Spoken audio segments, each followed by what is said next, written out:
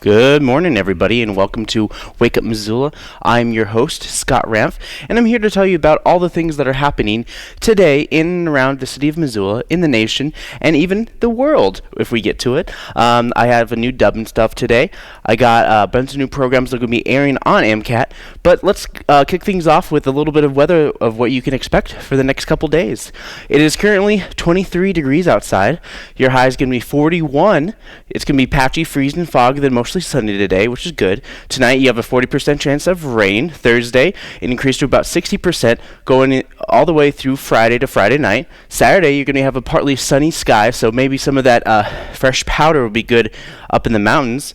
We'll see, and I'll maybe start giving you a snow report pretty soon as winter and winter-like weather starts coming in through the city of Missoula and beyond. So that's kind of what's happening in terms of weather. It looks like it's going to kind of be a mixed bag, but you can expect some sunshine today, which is good, since I hopefully will be able to go outside and whatnot. So let's talk about some news things that are happening. Last week, the University of Montana did a task force, which finished their report on what needed to be cut in terms of the budget and what courses need to be downsized, still need to be in the program, but they have to do some major cutting at the University of Montana. So one of the criticisms that the university got was of their transparency issues of when they finished up their information. They're just like, oh, we don't have do you have the reports of what you guys are going to be cutting and whatnot? And they're just like, well, yeah, but and then they just kind of glossed over it by saying basically it's like, oh, if you want it, you better ask for it. You can always ask the people to do it.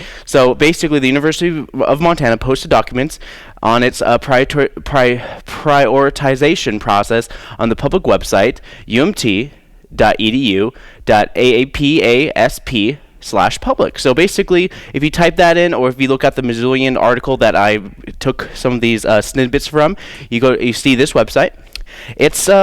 It's kind of pretty convoluted, but here are the reports, and here are the folders. There's the academic program reports, the administrative service reports. So you click on the green icons right here, and you can basically see all these reports.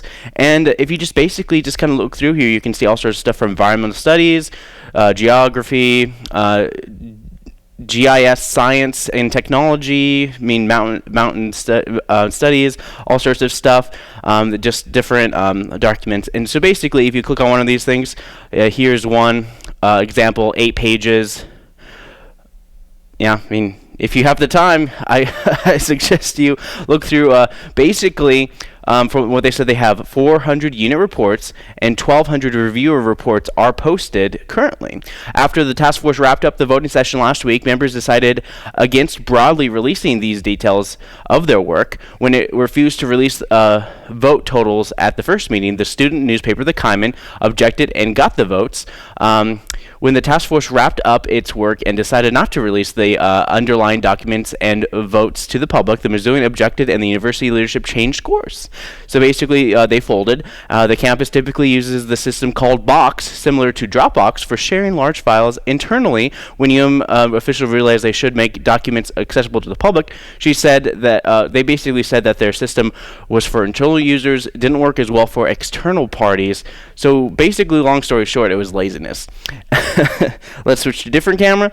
In state news, U.S. farms are producing more food per acre because of genetically modified crops that farmers in Europe where genetically modified organisms are banned. A retired Montana State University economist said Monday that basically genetically modified food has basically more than doubled the amount of food produced in the United States.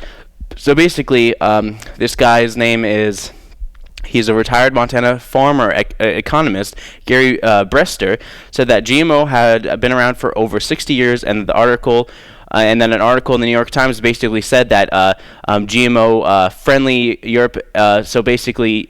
The argument that the genetic modification hadn't produced crops yields was published roughly a year ago in the New York Times, which charted that the production of crops in non-GMO friendly Europe and the United States. The Times article concluded that there is no difference in yield between the two countries, and therefore questioned why farmers would use GMOs at all. So, of course, Gary Brester from the Economist basically says it takes 70% less farm labor to grow the same amount of crops today than it did 60 years ago. The amount of land produced and the same amount of food has been cut 30%. Those improvements have been shared by farmers in Europe and the United States, but as genetically modified corn takes root in the United States, the difference in yields between U.S. farms and European ones has increased, basically because of genetic modified food. But I'm not going to get into that. Let's go talk about some national news. I have like a bunch of news articles, so I'm just going to try to breeze right through them all. So, national news: after thousands of U.S. veterans won a class action lawsuit against the military over being used as basically guinea pigs in the chemical and biological testings, the Army says it will be pay for the medical care, but the group's attorney said that the service is falling short of meeting its obligations and that it's withholding details veterans are seeking about what agents were exposed to. Filed by Vietnam Veterans of America and other plaintiffs who wanted to know which chemical agents they have been exposed to and whether those agents might have caused health problems currently. So basically what happened is that between the years of, I think it was like 1954 and 1975, veterans and soldiers at the time, who are now veterans, were tested on for chemical and did how reactions and stuff like that. But then they closed it down as of 1975, so any kind of records are basically withheld through the military. And so what a lot of veterans are saying is like, I don't know what I was tested with at the time, but I would like to know now, so I know exactly how to, so I can know exactly who to talk to in terms of like, oh yeah, I was basically tested on with this chemical for 3 years.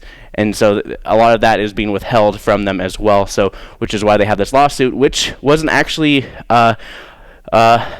basically they finally won in early 2016, but of course they filed it back in like 2008, 2010, where they tried to get a class action lawsuit against the military. So for more information about this, you can go to npr.org. Moving on in the world, the border region between Iran and Iraq experienced the deadliest earthquake to the date in 2017, with a 7.3 magnitude earthquake, which is estimated to have killed 530 to 580 people and injured about 7,400. In Iran's western province in Kermanshah, nearby and the epicenter of the earthquake, search efforts are underway in the region. An estimated 70,000 people are in need of shelter. The Arabian Plate is basically northward at a few centimeters per year, colliding with the Eurasian Plate and producing a beautiful Zagros Mountains. The collision between the two continental plates switches from a subductive to a strike-split setting depending on the specific location. In the region where the earthquake took place, the two plates are sliding against one another. The last earthquake that devastated this area was a 7.8 earthquake in 1978, which killed at least 15,000 people. And again, in 1945, a 8.0 earthquake produced a tsunami that combined killed more than 4,000 people. Of course, if you want to donate to people who are in need, you can go to unicefusa.org, or you can go to the American Red Cross at redcross.org. And of course, I got the story from Forbes. So that's kind of what's happening in the news and around. I got some new programs for you guys, which consists of Missoula Out and About, featuring Fort Missoula. You got the Symphonic Wind Ensemble from the University of Montana, and then you got the Condoleezza theatrical performance. So a little taste of a little bit of everything, and you get to learn a little bit of culture, but this is kind of what you guys get to check out on MCAT for the next couple days. So stay with me. I got a bunch of city council stuff I'm going to be talking about in terms of construction and the Fox site over by Orange and Broadway. So stay with me.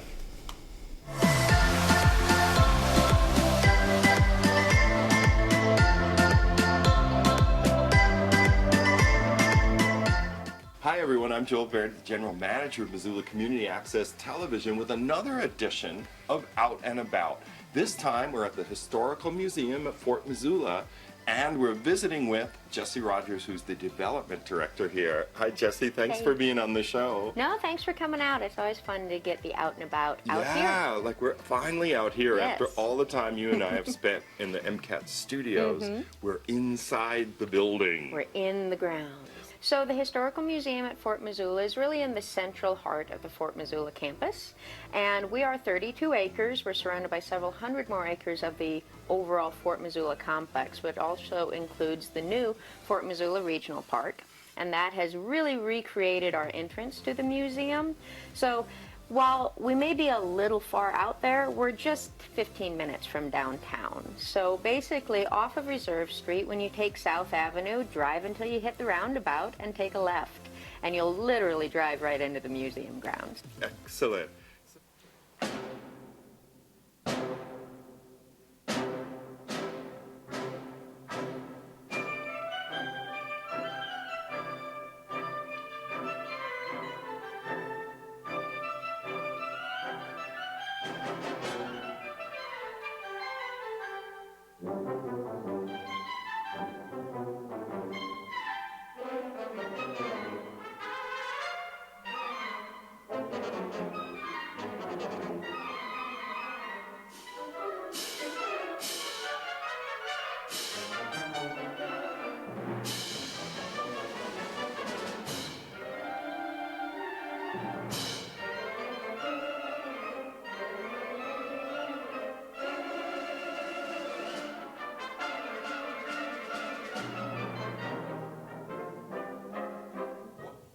Wajomba, wababu, baba mkubwa, nini na nini. Kati ya wale wote hakutakosa mtoto mwanamke yote ule mpaka watakamata umoja kwa familia kubwa mpaka wanafikia pale. Asante. So he says, Africa, we have extended family. We have very large families that are related. They have big families, and they will always find a daughter for the atonement. Asante sana. Nikisema na mimi kuongezea jeneza sema kama familia mzima. He's going to add to that. So in the whole extended family, kama wakuzaa musika, if they don't have a daughter, kitu ambayo inafanyika pale, wewe utaoa kaburi. You're supposed to marry the grave. Wewe watamuzika, lakini wakimaliza muzika utatafutisha iwezekanavyo muandike karatasi, usaini, wakupatie muda ya kulipa. Oh, so they'll make a contract. They'll give you time in which you're supposed to make good.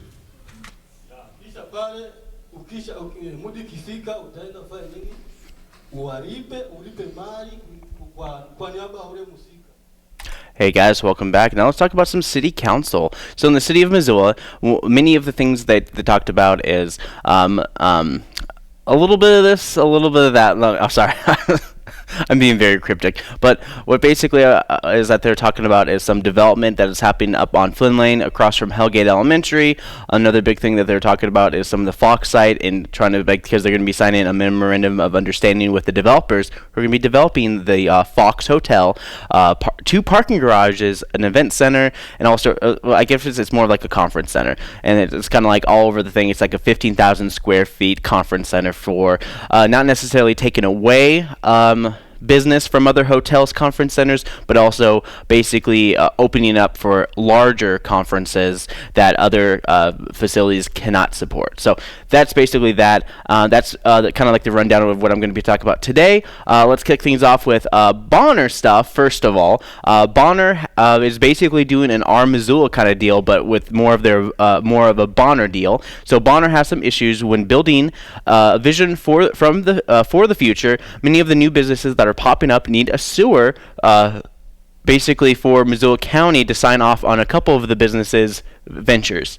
Of course, Milltown Market current owner had this to say. I didn't get his name, but this is what he had to say because he just bought the Milltown Market in the downtown Milltown Bonner area, and this is what he had to say about some of the issues. Really, Bonner Milltown is the houses down the street to Rainbow up to Heaven, and you know, the Herald's Club Milltown area. That's really the only place that was feasible to do some kind of sewer. And those are all the houses that are on the river for the most part. And same with West Riverside. It doesn't have a sewer, but all that, everyone there has some kind of cesspool in their yard, and all that is, you know, making its way into everyone's well, who everyone has a well at their place too. So it's all tied together, and it's all close to the river. All right, so this is from Bonner Milltown Community Council, and a lot of the public comment there was talking about basically everything that they need to grow their city starts with the sewer, and many of the suggestions were basically from the Alcon manager, but of course don't have his name as well. But he's the guy who manages the old lumber site in Bonner Milltown, and he's also I guess the regional manager for Alcom, which is a company that builds trailers, and the kind of trailers that you take to basically transport your snowmobiles, your rafts, and your livestock as well. So they're manufacturer in Bonner, but they also have a couple other things there as well. But here is a little quote from him. He's kind of setting up a kind of like a group gathering event to help basically start a sewer district, and this is what he had to say. Anybody that's interested in going to this meeting, we're going to have a meeting soon. If you would stop by, I'll give you my business card. If you give me your email, I will make sure I invite you. We're going to try to put together a meeting in the next couple of weeks, and it'll just be a beginning. But we've done some meeting prior to this. I met with the mayor. I have a letter from the mayor that says that he is not interested in annexing this area. And all we're talking about in the beginning is to create a sewer district, which would be a way to generate some very minor funds in order to start to do the research and start to do the process. And so anybody that's interested, please stop by. I'll give you my business card. You can email me. I'm done. About sewer. I'd love to talk about noise later. And of course, one of the things that Alcon does is they also lease out a couple of their buildings, because the Alcon basically owns the entirety of the property where the old lumber site was, and they do lease out a couple other businesses as well. And one of the businesses is a data farm, which has been causing a certain amount of noise in the Bonner Milltown area. And what he and his company is doing is trying to find the best solution to kind of reduce the sound. So from what they said, that they just got some new fans in, and they said that they're going to be able to basically, if everything goes right, reduce the sound by 50%. Hopefully, that's kind of like their plan. So that's why they're kind of testing it now. So if you hear a noise difference in Bonner, you know where the source of the sound is coming from. It's like humming from the fans in a data farm. So anyways, let's move on to another thing. Here's some city stuff. Here's some public comment, and this is Anthony Jaycox wants basically term limits for city council members, and this is what he had to say. Term limits aren't only natural, they're healthy because they promote balance and equality. I believe that the seats of this council, including the mayor and city attorney position, should also abide by fundamentally sound term limits. I feel that this would be a huge step forward in the evolution of our city government. It would promote fresh ideas from many more voices in far less time. I'm curious to know how you members of the council feel about establishing reasonable term limits. If you think it's a good idea, let's work together. Let's put it to a vote. Local government shouldn't be about a majestic career. We got rid of that majesty stuff in 1776. Pass the torch. Thank you, and I'd love to hear your feedback. All right, so that's what he had to say in terms of how he wants the city of Missoula's government to move forward. We have another one. This is Ed McCloskey, and this is what he had to say in terms of veterans, especially during the holiday season. Have done a lot for us. We need to do something to help these guys during the holidays. Typically, in my work as a suicidologist within Missoula and even the state, this is the highest time that we're going to be seeing all the veterans doing the completions. We also see a lot of interventions. The police, they're doing great jobs. The fire department, a lot of people. But we need to get awareness.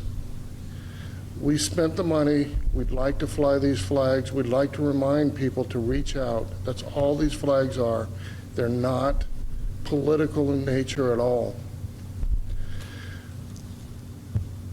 I've been in Missoula serving the veterans of Missoula.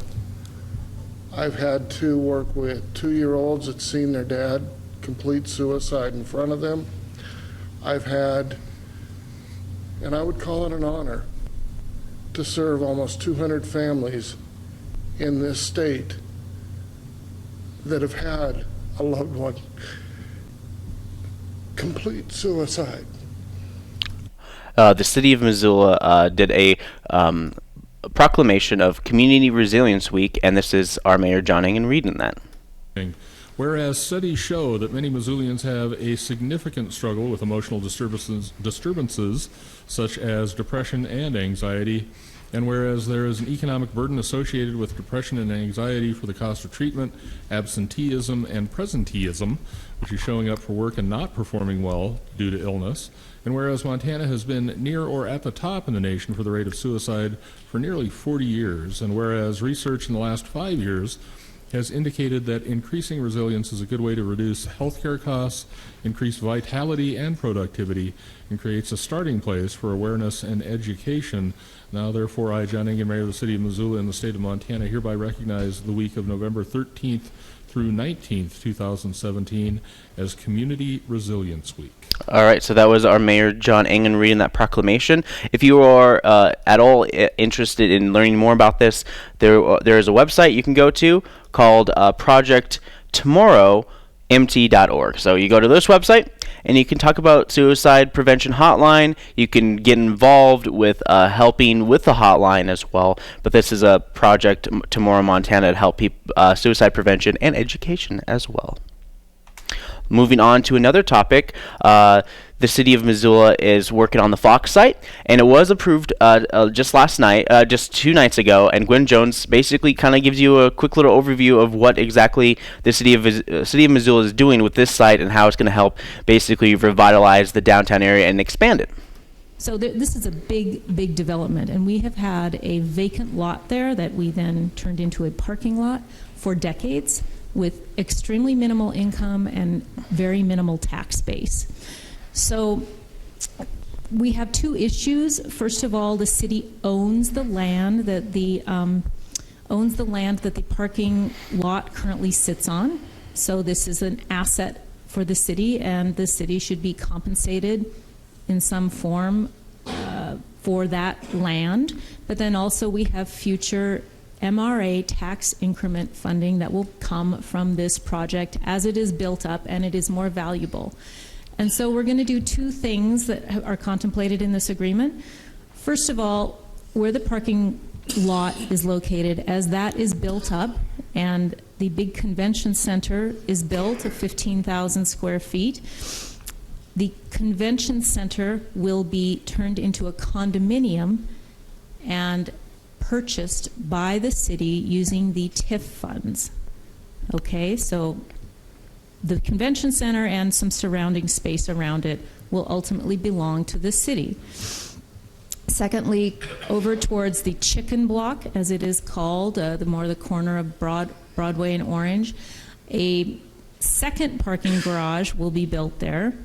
Okay, and the income from the leasing and selling the spaces and leasing them to public parking and to other surrounding businesses, the income from that will go into basically bonds that will pay for the construction of the parking lot, of the parking garage, and then ultimately that will be purchased back by the city through these bonds also. All right, so that's kind of the brief runaround of what's happening with the Fox site and whatnot. Here's Brian von Lossberg, and he talks about the financial impacts that basically the construction of these things are going to do to the city of Missoula. We really have a choice of whether there's a conference center done that competes there against other existing facilities. If we didn't have this partnership allows us to locate something transformational in downtown that doesn't just compete. It provides a new level that benefits everybody, as you mentioned, other hotels and businesses in the area. And primarily I wanted to really underscore those points about the value. What's the city getting? This is not a giveaway to private developers. The land was assessed at $2.3 million. The agreement, among several things that is on the consent agenda tonight, sees that the city gets the $2.3 million payment over a financing structure that spans 15 years and makes sense for both the city as for the developers.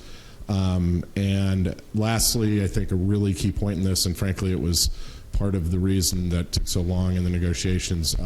Conference centers often come in cities with a risk or a subsidy requirement. We do not have that here. When we enter into a contract with the operator, the hotel operator will assume risk for maintenance and upgrades and upkeep at the facility, and that's a really key point. One of the things we really worked on was how do we minimize or eliminate, ideally, any risk or requirement from the general fund, and so there is zero input from the general fund needed on an annual basis, and that's a really good thing. All right, so that was Brian Ron Lossberg talking about what it's going to do and what are the financial implications. So the city of Missoula is looking to not only gain from the building of the parking garage, convention center, another parking garage, but also not have to make any kind of big risks. They let the risks be on the contractors and the ones who are building the company that's building the Fox site. So yeah, you already kind of heard of me explaining that. But of course, many of the money going into this business from this businesses are the buildings, this conference center, and parking garages. And since the city owns this property, it can give incentives to the Fox Hotel and their partners, which what this basically agreement was on in the first place, which was voted in favor of this. So that's interesting news, and that's going to be interesting thing. So that you're going to see some major changes, especially near the Orange Street Bridge, up near Broadway in that general area. They're going to be having major updates and whatnot. So you get to check that out. And of course, if you haven't seen my previous episode where I talk about the Fox site, there's also some pictures representing of some of the old pictures from the old Fox Theater. It's pretty interesting how they kind of basically redeveloped the land and just had it basically just kind of be a vacant open lot and whatnot. So you guys get to check out some of that if you watched last Friday's episode of Wake Up Missoula, which you can see online. I know I'm just plugging by going to wakeupmissoula.com/wakeupmissoula. Just kind of tell you an overview of what's happening in the city of Missoula. So that's kind of it seems to be a big theme is that I'm talking about that. So let's move on to another subject. Public hearing on building townhouses near Hellgate Elementary, which developers are looking for city council approval. Paul Forstein with the developer, and I think it's with Lambros and Adam Hertz, and this is what he had to say basically about the development. For its obvious location right next to the school, it sits right across the street from Simon Road, across from Hellgate Elementary.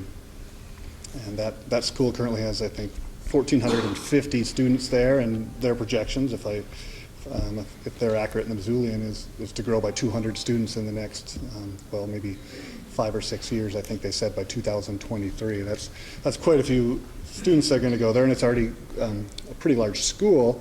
Well, we can't think of a better spot for those kids to live than across the street in this development. All right, so that was Paul Forstein.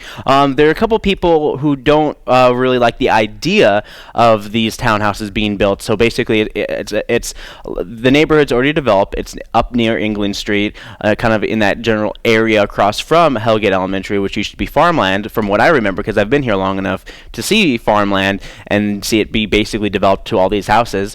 I see the whole idea is that there's always 4 houses to an acre, and with these townhouses, they want to increase it to 6 or more per acre for people to live in. So single family houses, small houses. And this is Stephen Jacobson. He is concerned about his parents who live in this particular area about these new houses. Now, of course, the question here is this development comparable to other adjacent properties? Now, if one is referring to the properties in the county, it obviously is not. But even if you compare its higher density zoning to the nearby properties that are in the city, it doesn't compare exactly to those either. There's been a comment made that this property has to be developed to the maximum possible dwelling density to make it profitable for the developer. We find that this comment to just be astonishing. This property will be developed, and we would just like to see it developed to a slightly less density to fit in and match better with the existing neighborhood. All right, so we have more similar comments in terms of this public hearing, and here's Maureen Edwardson, who wants long-term single-family housing, which is kind of hard to do when you have a smaller unit housing. When the city comes in, every time a new development comes in, what you find out is that there's a different zoning there. Zoning is supposed to be broader based than this. Zoning should reflect the needs and the uses of the people in the area. This zoning is a reaction to zoning, actually. It is a result of negotiation between the city and between the developers. The only place that the neighbors, the people who are part of the zoning, have any kind of say is to come here and be negative protesters. Now, how fair is that? We're not anti-development, and I want you to know that. We're not anti-people coming into the neighborhood. We're not anti-city. We're not anti-Mr. Fritz or the plan. We think, nice guy, the plan itself is fine. But we don't think that it fits into this particular area. All right, so that was Maureen Edwardson. There's most of the comments that were from the neighborhoods of the Hellgate Gardens were fairly negative in terms of, they are pro-development, but they're not necessarily happy about the high-density development that's being in place. This last comment that I'm going to show you guys, those are the comments you can check out online as well, because this went on for quite a bit of time, is Bob Scogli, who thinks that more houses don't solve the underlying problem with traffic and roads in the Flynn Lane area. So this is what he had to say. Baker's presentation said the surrounding infrastructure was already adequate for handling the traffic in the area, and the existing infrastructure is entirely inadequate. Flynn Lane was not designed to be a high-traffic road. It's very narrow. It makes a 90-degree turn and meets Broadway in one of the most dangerous intersections. I got a report from the State Highway Department. There was 1 fatality and 6 serious injuries there in the last 3 years. I know there's a long-term plan to fix this. I've talked to the people at the county, and the county says, well, the city owns some of it. It has annexed it now. My concern is Flynn Lane is extremely unsafe now, and this does nothing to address that. I know. All right, so that was Bob Scogli, and basically the city of Missoula did pass this. Many of the city of Missoula is doing is trying to affordable housing for folks who are going to be pouring into the city over the next couple of years, and Hellgate Elementary School District is expected to basically grow by 200 kids from their already 1,450 kids by 2023. So basically within 5 years or so, they're going to have a big boom in terms of that, and they want to basically kind of complement that with high-density housing, which is kind of completely understandable in that regard. But of course, that's the whole idea, is that zoning and the developers, and that's kind of like some of the woes that some of the people in the area are feeling at that time. But needless to say, the motion did pass for the development of the Hellgate Gardens for these townhouse exemption process.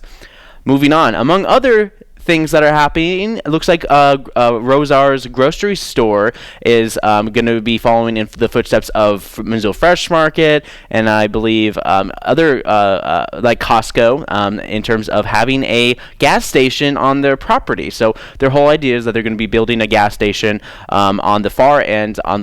Basically, it's kind of like, imagine Rosar's, you're looking at it, and then you see just on the Reserve side, it's just like right next to Reserve Street, and that's where they want to build a gas station. Problem is that the city of Missoula isn't too interested in listening about the gas station. They're more interested in having the issues when it comes to the traffic problems. But a lot of times that's what happens when you have a business off of Reserve Street, is that traffic problems are pretty much a natural occurrence. Many of the things that Rosar said that they would do with the development of the gas station would develop a road that does a right turn only lane onto Reserve Street, rather than people who have a tendency to turn left off of Rosar. So that seemed to be like the theme of that particular thing, is that when they talk about one thing, they have a tendency to go off course and start talking about another major thing that has to be implemented before they can get what they wanted. So that's kind of what's happening with the city of Missoula. If you want more information, you go to ci.missoula.mt.us. It's a great website. It's a great resource for anybody who wants to find out more information about the city of Missoula. If you have any problems with the Sire and you can't access the videos, you can always go to MCAT.org, channel 190 and channel 189. Channel 190 is all our government channel type pages, so if you take a good look at this, channel 190 brings you to this wonderful page, and it brings up to the most recent one. So of course Bonner Milltown Community Council, what I showed you, is also on here. But of course you got the Missoula County meeting, which happens every Monday except for 5th Monday of the month, and of course holiday, and depending upon whether or not they are going to take off the week of Thanksgiving is usually not known until the week before, or usually like right after the Wednesday of the week before. So we'll see how that turns out as things move into the future. But that's kind of what's happening there, and there's a lot of committee meetings happening this week as well, but I'll get to that later. I have a new Dubbin Stuff for you guys, so without further ado, here is Dubbin Stuff. Bum bum bum bum bum bum bum bum bum bum bum bum. Now what's waking me up in the afternoon? I better let him sleep.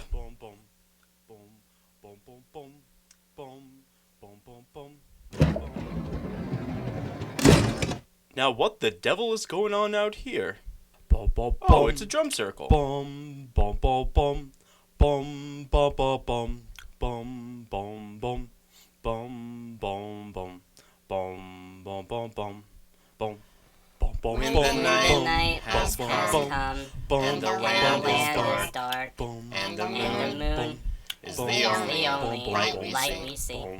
No, I won't be afraid. No, I won't be afraid. Just as long as you stand by me.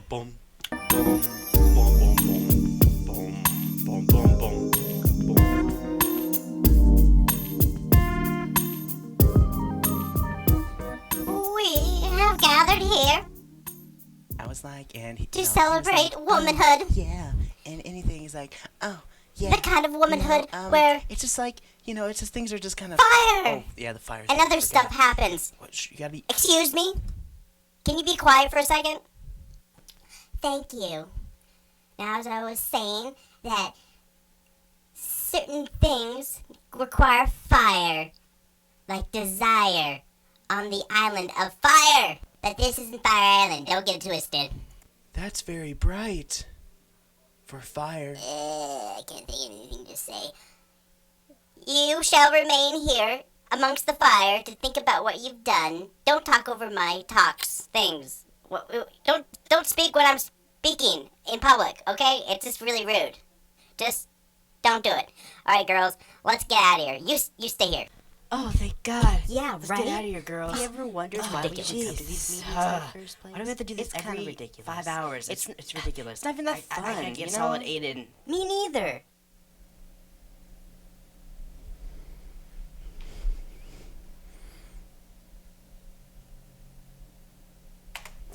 And that was Dubbin Stuff. So just basically letting you guys know is that there is a movie called She Gods of Shark Reef, and that's only an hour long. So if you're bored, you can check that out by logging on to Public Domain Flicks with an X, not CK, .com. So that's where I usually get all my Dubbin Stuff footage, just to know exactly what videos to use that are in the public domain. So let's talk about some things that are happening within the city of Missoula, which this is where I talk about events that are happening in Missoula. So here is kicking off your Wednesday morning. If you're interested in doing some indoor sports and indoor activities for some of your kids who get a little ants in their pants, Mismo and Missoula Indoor Sports Arena and Roots Acro Sports Center do basically tumbles, gymnastics, and a lot of foam walled areas, basically kid-proof areas for anyone who's from walking to 5 years to even 12 years of age, depending upon whether they're in school or not. But this is for from 10 to 12, the different times, the different starts. But that's basically the general gist of when all these things seem to happen. So you can check that out. Pretty much, it happens every day. So if you're hearing this now, then you can always check it out anytime chime in later. Tiny Tales at Empower Place. Missoula Public Library hosts an education event for kids who are aged 2 to 5 years old around for taught sing, tell stories and rhymes, enjoy open readings and socializing time during Tiny Tales and Empower Place. The new location is at the Missoula Food Bank, 720 Wyoming Street, and it starts at 10:30 this morning. They usually do this pretty frequently. It tends to be Wednesday, Fridays, maybe Saturdays too, so you can always check that out by going to MissoulaPublicLibrary.org for more information. And speaking of Missoula Public Library, easy steps to ebooks. So if you're interested in basically you like technology but you don't like touching books at the library, you can go to Easy Steps to eBooks, which starts at 12:30. It's the whole idea to get acclimated with Kindles, Kindle Fire, all that Amazon wonderful stuff to access the library's collection. Attendees are encouraged to bring their e-readers to class. Registration is required by calling 721-BOOK, which is 721-2665, and this is a class that goes from 12:30 to 1:30, so it's only an hour long. There's a U.S. Senate candidate meet and greet, so people who are already talking about running as senators for the state of Montana are going to be meeting at the Courtyard Marriott at 12:30 p.m.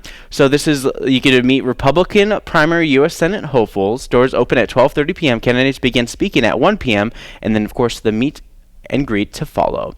If you're interested in Scrabble or Bridge, you can do it at the Senior Center starting at 12:30 today. And most days they do Bridge, but Scrabble and Cribbage seem to be a flip-floppy kind of event that happens at the Senior Center, but I'm assuming they probably have that and more just around noon time, so you can check that out. The middle school writers group is going to be at 3:30 p.m. at the Missoula Public Library. If you want your kid to improve their writing skills between 6th and 9th grade, it's just a great way to get them a catalyst to help improve their writing. Mountain Lion Strategic Plan Open House. Mountain Lion's been doing a series of talks and lectures and talking about how the city of Missoula has benefited from the Fare Free program, and they're looking to extend it a little bit longer. So join them at the University Village's community room at 5:30 tonight. They're looking for citizen improvement for the future priorities as it continues with the latest update to the strategic plan. Each open house runs from 5:30 to 7 p.m. and will include a brief presentation and question and answer session with Mountain Lion staff and transit design experts. There will be a presentation each night beginning approximately at 6:15 p.m. Attendees may drop in anytime during the event. And of course, for more information, go to info@mountainlion.com, and you can always go to mountainlion.com/strategicplan 2017. And I'm assuming if you go to their website, Mountain Lion, you just have to Google them as well. Mountain Lion is the bus transit system here in Missoula, and you get to learn more about them. And they're basically renegotiating a contract to extend the Fare Free program here in Missoula, Montana. That's basically it in a nutshell. But also tending to be like, oh, I want the bus to come out here now because it would be really nice to get on the bus here, and they determine that. So, I mean, basically, I talked about this 5 or 6 years ago, and I remember doing a lot of these events as well as Mountain Lion was transitioning to Fare Free. Rent-Wise Workshop. Homeward does a free Rent-Wise Workshop. They usually get grants for this kind of stuff, so the more people attend, the more beneficial it is to Homeward. So Homeward is an organization here in town that basically has low-income, that helps people with low-income housing and low-rent housing as well, and this is how to rent-wise, and it's a workshop that happens from 6 p.m. to 9 p.m. in the Homeward, and I believe it's in the Solstice or Equinox building, just right next to Russell Bridge, and you can check that out. If you want more information, go to homeward.org, or you can call them at 532-4663, extension number 10. So you can find out more information by just go to homeward.org. That kind of has the brief rundown. You can learn about household budgeting, impacts credit and rental history, fair housing practices, the landlord's perspective, your rights and responsibilities. New to Medicare Workshop, the University of Montana is hosting an event which happened on the 13th, but also happening again tonight, the 15th, from 6 to 8 p.m. If you're approaching the age of 65 or eligible for Medicare due to disability, you learn how you can make the most of Medicare options in this interactive two-part class. You'll learn the importance of enrollment dates, saving money, and your prescription drugs. The cost is $35 or 2 for $60, and you register to newtomedicare.eventbrite.com. Again, that is newtomedicare.eventbrite.com. MCATShark.com. Sibling rivalry is a big deal, and the Families First Children's Museum is going to be hosting a class held at Chief Charlo Elementary, and it's going to be at 5600 Longview Drive. Most children have mixed feelings about their siblings. This class will help determine your role in resolving conflicts between your children and teach you the strategies to foster positive sibling bonds. And you can look this up, and you can register at MissoulaClasses.com. And again, that happens at 6:15 tonight. This goes from 6:15 to 8:15, and they also have some free childcare is available for your little siblings who just don't get along. Poetry Slam is going to be at E3. So E3 Convergence Gallery is doing a Poetry Slam yet again, and the slam is back with hosts Joy Haven and Jared Burkhart. Bring your A game and compete with your verbal prowess, or be one of the judges and make your opinion known, or just sit back and enjoy the show no matter how you slice it. These slams are always a fun and unique of evenings, so don't miss it. They hold this monthly, so look ahead at which ones you can make. So you can find out more information by going E3GalleryMissoula.com, and the 3 is a number, not the spelled out. That basically kind of includes what's happening with that. Here are some of your nightly events that are happening tonight as well. If you're interested in doing trivia, they have trivia at Broadway Bar and Grill. They have trivia at the Press Box. The Devil Makes 3 is going to be at the Wilma. It's going to be blues and folk music. And then they have karaoke at Eagles Lodge, Badlander, and Sunrise Saloon. So all sorts of wonderful events happening tonight as well. But here is an art clip for you guys being featured at the Gallery of the Visual Arts in the Social Science Building at the University of Montana. And we'll be right back with your Thursday events right after this.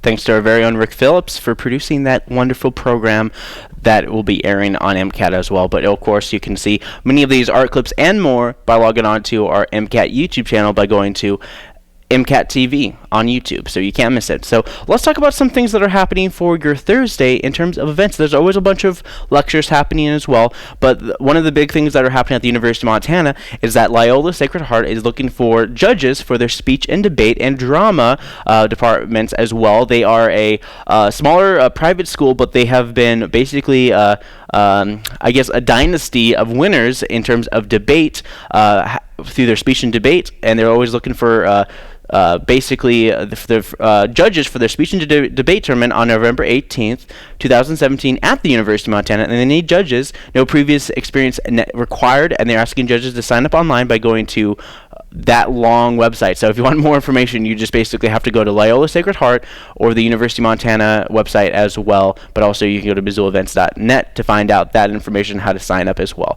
If you need help, you can call them at 728-7363, and they'll be happy to assist you in signing up for this judging and helping you through that convoluted website, which is like goo.gl/form/HFCJVEZRGYPAG3K93. Woo!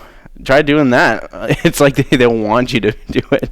Okay, so they're doing a hiring event. AT&T call center is hiring an all-in-one hiring event for AT&T call center customer service representatives. Candidates can show up to complete the application, testing, take a tour, interview, and leave the job with a job offer in the same day. Positions pay between $22,000 to $33,000 annually, depending on experience and education, including benefits and perks. So they're having basically an AT&T job fair at the AT&T call center at 10 a.m. tomorrow morning. Employment assistance program. So if you're in the vein of looking for a job, Thursday is the day for you to look for that job. A job service of Missoula Palmer Pathway. If you're a child under the age of 18 in your home, and at least 51% of the time, the job service Missoula Pathways programs may be able to help. Their education pays and subsidized employment programs help you land a career job. You can give them a call at 329-1275 or stop by the office at 2677 Palmer Street, Suite 222, and they're open daily from Monday through Friday, 8 a.m. to 5 p.m., and they do this employment assistance program basically every morning at 10 a.m., and you can check that out. Moving on, Story Gardens, How to Catch a Star. If you're interested in how to grow with books and learn how you can catch a star in this wonderful children's book by Oliver Jeffers, a young boy discovers it's not so easy as it looks, and that sometimes things aren't where or what we expect them to be. And after we read the book, we'll do a fun story-related activity. And this can be at Family's First Children's Museum starting tomorrow at 11 a.m. Meditation for Veterans. Meditation for Vets is a guide to mindfulness practice exploring method of paying attention to the breath and increase calm and reduce stress. No previous experience necessary. And this happens from 1 to 1:45 p.m. This is an ongoing class. It's free for drop-ins, and it's going to be at the Missoula Vet Center at 910 Brooks, Missoula. So this happens Thursdays from 1 to 1:45. It's nice, short, and sweet, and it kind of can teach you some practices as well so that you can take home with you. Pollinators, thank you cards. Missoula Secretarium, in honor of Thanksgiving, they'll be telling pollinators how thankful we are for helping in making one of these every 3 bites of food we eat possible. And join us in making pollinators thank you cards to hang around the insectarium. So basically, it's like things that pollinate our food and help grow our farms and stuff like that. Missoula Secretarium is hosting thank you cards for those little bugs. And an evening with Juan Quick to See Smith is going to be at the Missoula Art Museum. It's an this informal tour and artist talk is presented in conjunction with the National Traveling Exhibit Juan Quick to See Smith in the Footsteps of My Ancestors, organized by the Yellowstone Art Museum, and the first solo exhibit of the artist's work in Montana since 1998. Quick to See Smith powers commitment to social, environment, and political issues, and her creative voice have established her as a dominant figure in the contemporary American art. Easy, no-host bar, and complimentary light refreshments. The event is free and open to the public, and it happens at the Missoula Art Museum at 5 p.m. tomorrow night. Starting at 7 p.m. Tomorrow night as well, Holiday Inn is hosting a Ambassador Mark Johnson Distinguished Speakers program. This is $5 for members, $8 for non-members, and of course it's free for students with a student ID. Ambassador Mark Johnson, he's retired, is the Vice Chair of the U.S. Senator of Citizen Diplomacy and former National Vice Chair of the World Affairs Council of America in Washington, D.C. He has served as the Mansfield Adjunct Professor at the Maureen and Mike Mansfield Center of the University of Montana in 2000. Founded Montana World Affairs Council, a nonpartisan nonprofit organization dedicated to connecting Montanans with the world around them. So you get to talk with them, and that's going to be happening at 7 p.m. at the Holiday Inn, Missoula downtown. And then, you just get to meet with them and talk with them, and he is basically the one who started the World Affairs Council, which gets students a chance to go to Washington, D.C. and basically talk about world affairs and talk about basically connecting worldly. So that's kind of the guy who started it all, and you get to meet him. Learn to play Go. The Willard Building, the 9 Stars Go Club meets every Thursday at 7 p.m. All levels required. Go is this game strategy invented in China over 2,500 years ago, similar to chess, but more complex. Players take turns placing black and white stones on a board. The player with the most territory wins. Though the rules of Go are simple to learn, the game takes a lifetime to master. and that's what's happening at 7 p.m. the Willard Building in Missoula, and that's kind of like what's wrapping up in terms of those kind of events. But here are some late night events happening for your. Let's talk about your Thursday night events. Just have to go to it briefly. On the 16th, tomorrow night, here are some of your events that are happening, starting with live jazz at the Plonk. Sunrise Saloon is doing some country music with the Country Boogie Boys. Kuanaka is going to be at the Top Hat Lounge. It's going to be folk and miscellaneous. And there's, of course, No Cover Downtown Dance Party. It's going to be at the VFW. And you got karaoke at the Dark Horse, which is right next to the Sunrise Saloon. So if you don't like country music, you can go to the Dark Horse and sing some country music. So without further ado, that kind of about wraps it up for my morning show. If you're interested, you can go on to wakeupmissoula.wixsite.com/wakeupmissoula. So nice we made you write it out twice. If you're interested in learning more about my show and other wonderful programs as well. Okay, you just have to go to any of these videos, galleries, and you can contact us as well if you want to be on my show, but also if you want to find out more information about MCAT. MCAT hosts an orientation every Wednesday at 5:30 p.m., so you can do stuff like me on your own show. You can create your own show, basically learn how to use, how do you upload to YouTube, Facebook, and do all sorts of social media type stuff as well. We are a media center that helps people get connected with media, even if it is just a stepping stone into a larger career in television and social media and media in general. So you can check that out every Wednesday at 5:30 p.m. I hope to see you here. But for Wake Up Missoula, I'm Scott Ramph, and I hope you have a wonderful, wonderful day, and I will see you Friday to talk more about what's happening Friday and, of course, Flagship Friday.